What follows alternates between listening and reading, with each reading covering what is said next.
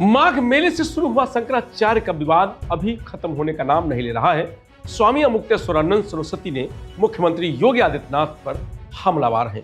उन्होंने गुरुवार को वाराणसी में प्रेस कॉन्फ्रेंस कर योगी आदित्यनाथ पर जमकर हमला बोला और कहा कि डिप्टी सीएम ब्रजेश पाठक और केशव प्रसाद मौर्य भाजपा को हो रही क्षति को बचाने का प्रयास कर रहे हैं, लेकिन ये मठाधीश महाराज फट पर उतारू है। कालनेमी कौन है, इसका स्पष्टीकरण अभी तक नहीं दिया गया है। ये असली हिंदू है या फिर छल, बेशधारी और ढोंगी आचरण के हैं। अमुक्तेश्वरानंद ने संत समाज को अल्टीमेटम दिया है और कहा है कि 10 दिन में बताएं कि आप किसके साथ हैं। जो उनके पक्ष में होगा उनके साथ भी सीएम जैसा व्यवहार किया जाएगा।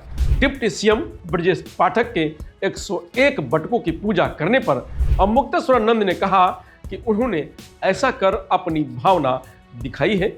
उन्होंने यह बताया है कि मेरे मुख्यमंत्री आपने जो किया वह पाप था, जिसे मैं पोंछने का, धोने का प्रयास कर रहा हूं। अगर यह सब राजनीति के तहत नहीं होता तो जिस बटुकों की चोटी खींची गई, मारा गया, उन्हें बुलाकर पूजा करते। डिप्टी सीएम पाठक के बयान पर भी अमुक्तेश्वरानंद ने जवाब दिया है। उन्होंने कहा कि इससे पता चलता है कि वे कार्रवाई करने में समर्थ नहीं है, उनके पास पावर ही नहीं है। अमुक्तेश्वरानंद ने कहा कि सीएम योगी ने सदन की आड़ को लेकर अपने भीतर भरे विष को प्रकट किया है। योगी आदित्यनाथ को ऐसा नहीं करना चाहिए था। जनता के बीच आकर अपनी बात रखनी चाहिए थी। मुख्यमंत्री ने कहा था कि हमारे समाज में कुछ कालनेमी घुस गए हैं, जिससे समाज को क्षति होने की संभावना है। कालनेमी कौन है, इसका स्पष्टीकरण नहीं दिया गया है, इसलिए हम लोगों पर कालनेमी को पहचानने की जिम्मेदारी आ गई है। हमने सोचा कि सबसे पहले इन्हीं से शुरुआत की जाए। ये असली हिंदू हैं या फिर छल, बेशधारी और ढोंगी आचरण के। जब उनका आचरण और बेश देखा गया तो उनका बेश अमंगल प्रतीत हुआ। उनका बायोडाटा देखा तो पता चला कि वे घर से विरक्त होकर निकले थे, किसी मठ में रुके, फिर वहां के महंत बन गए। जो व्यक्ति विरक्त हो जाता है वह धर्म की शपथ लेकर कोई दूसरी शपथ स्वीकार नहीं कर सकता है। लेकिन सीएम योगी ने विरक्त की शपथ लेने के बाद भी मुख्यमंत्री पद की शपथ ली है और वेतनभोगी बन गए हैं। संत समाज बताएं आप किसके साथ हैं।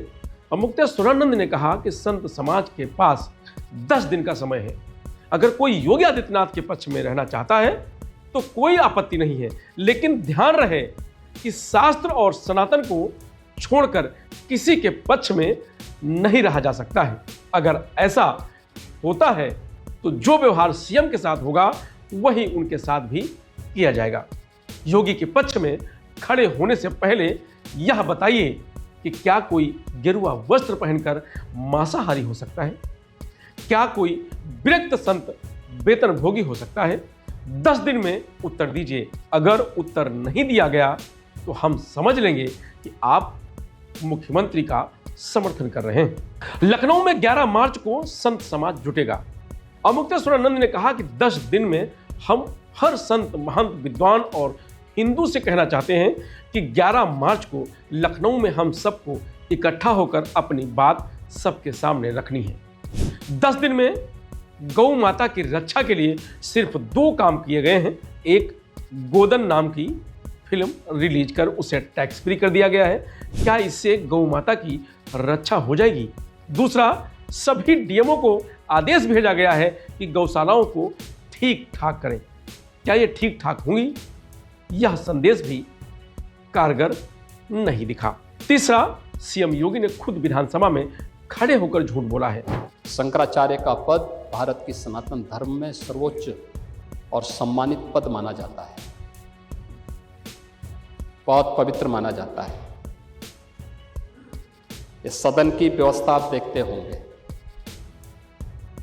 परंपरा से और नियमों से संचालित होता है। माघ मेला है, मौनी अमावस्या के दिन 4.5 करोड़ श्रद्धालु आया है। सबके लिए एक व्यवस्था बनाई गई है।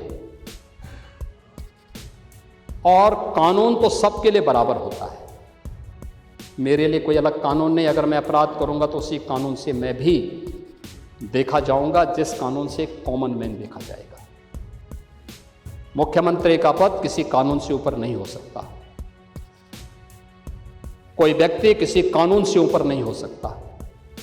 हम भारत के संवैधानिक व्यवस्था से जुड़े हुए लोग हैं और मेरा मानना है भारत के हर नागरिक को भारत के इस कानून को मानना चाहिए। भारत के अंदर शंकराचार्य की पवित्र परंपरा, जगत गुरु शंकराचार्य ने देश के अंदर 4 कोनों में 4 पीठों की स्थापना की। उत्तर में ज्योतिष पीठ की स्थापना, दक्षिण में श्रृंगेरी, पूरब में जगन्नाथपुरी, पश्चिम में द्वारिकापुरी। 4 पीठों के 4 वेद हैं।